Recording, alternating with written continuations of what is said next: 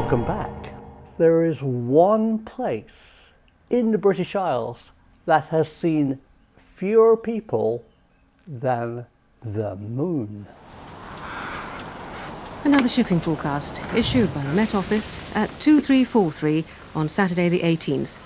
The iconic British shipping forecast gives brave and hardy sailors the weather for this outpost of British sovereignty. Rockall, westerly veering northwesterly 7 to severe gale 9, decreasing 5. Showers, good.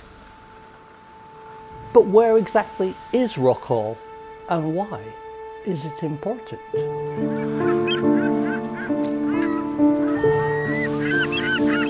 The possession of Rockall, 386 kilometres or 240 miles west of the Scottish mainland, was for many decades deemed imperative in order to secure claims to the vast tracts of surrounding fisheries. Many attempts to land and plant the Union flag on this protuberance have been attempted. The earliest recorded landing on the island was on the 8th of July 1810, when a Royal Navy officer named Basil led a small landing party from the frigate HMS Endymion.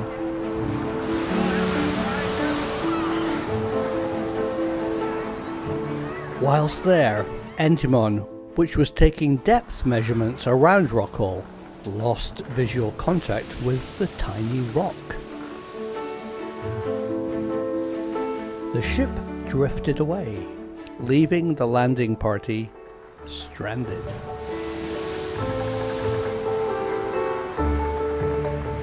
The next landing was by Mr. Johns of HMS Porcupine, whilst the ship was on a mission to make a survey of the seabed prior to the laying of a transatlantic telegraph cable.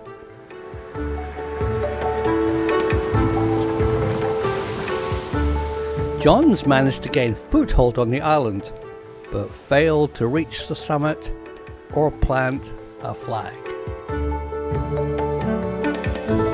After years of little interest in this Atlantic carbuncle,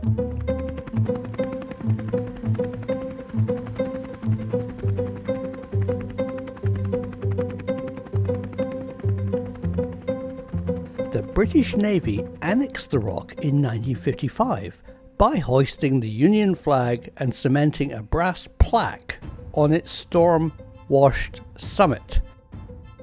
The inscription on the plaque reads, "By authority, by Her Majesty the Queen Elizabeth II, by the grace of God, the United Kingdom of Great Britain and Northern Ireland and other realms held by the Commonwealth, Defender of the Realm, in accordance with the A landing was effected upon this day by HMS Vidal, the Union flag was hoisted, and possession of the island was taken in the name of Her Majesty, signed by R.H. Connell, Captain VHMS Vidal, 1955.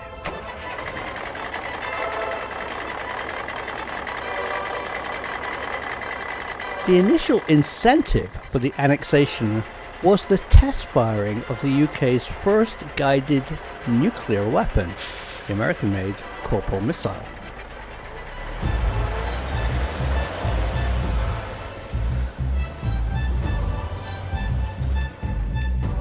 The missile was to be launched from South Uist in western Scotland and sent over the North Atlantic to fizzle out near Rockall.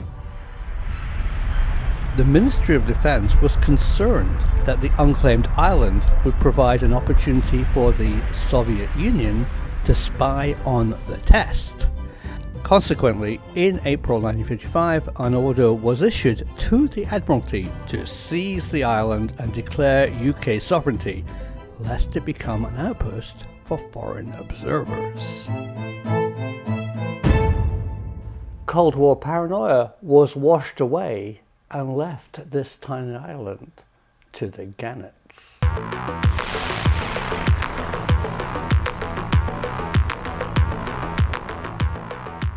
But in the 1970s, a new economic battle was fought around Rockall to secure Scotland's oil reserves.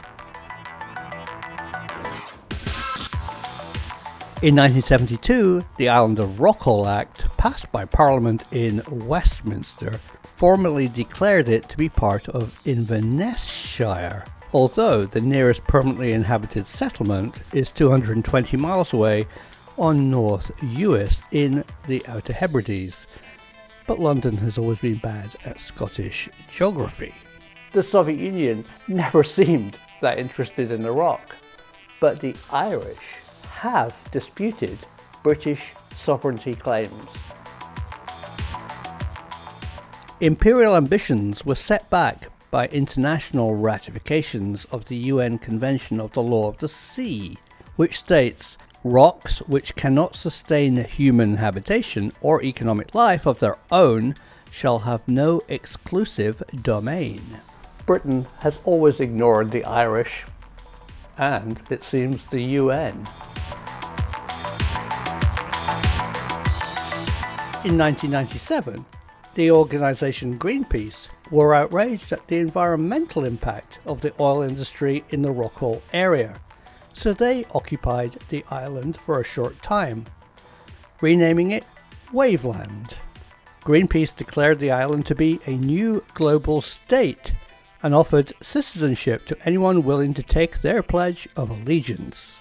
The British government's response was, "Rockall is British territory, anybody can live there, and we're ignoring you." During Greenpeace's one night on Waveland, they unscrewed the 1955 plaque and refixed it on back to front. But for the last few years, Rockall has not been in the news. Until this week, the dispute over Rockall flared up again. The Irish have moved in to harvest the marine bounty of the seas around the hapless rock. So according to the British government, the Irish fishermen need to be shooed away from this craggy outpost.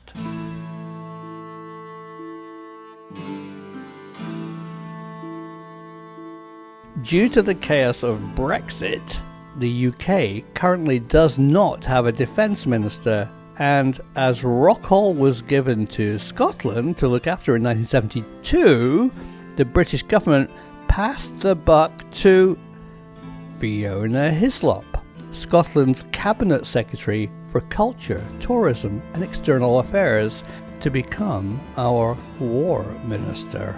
She is a patron of the arts and enjoys a nice opera.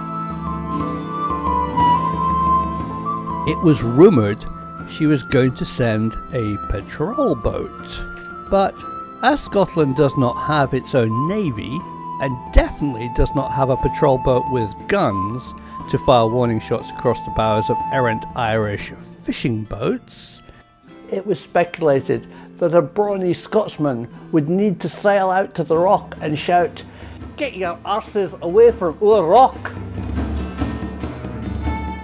In the slightly altered words of Flanders and Swan, the fleet set sail for Rockall.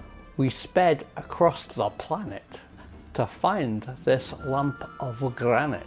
When we got there, all we found was one startled gannet. It seems there's Rockall there. This double entendre was slightly risky for a 1950s song. So, 240 miles off the coast of Scotland, the truth is out there.